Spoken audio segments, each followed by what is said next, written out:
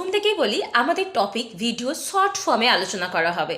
যারা একদম বুঝতে পারে না তাদের জন্য আমরা সহজভাবে এই ভিডিওগুলো তৈরি করা। আজকে ক্লাস 11-এর দ্বিতীয় চ্যাপ্টারের প্রথম পার্টে আছে কুসেট। কুসেট আসলে কি? কুসেট আসলে হচ্ছে ধর্মযুদ্ধ, যেটা খ্রিস্টান এবং ইসলামীয় জগতের মধ্যে দীর্ঘ 200 বছর ধরে চলেছিল। তাহলে এখানে একটা কি, কুসেট কত বছর ধরে চলেছিল? 200 বছর ধরে। কোন অংশকে কেন্দ্র করে?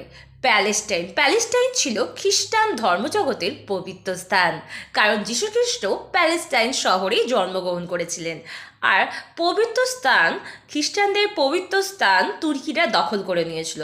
সেটাকে উদ্ধার করার জন্যই খ্রিস্টান এবং ইসলামীয় জগতের মধ্যে দীর্ঘ 200 বছর ধরে এই যুদ্ধ চলে, যা ইতিহাসে কুশেট নামে পরিচিত।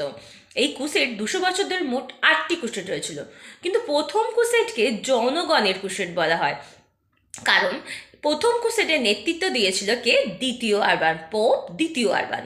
তার ডাকে সমস্ত খ্রিস্টান সমাজ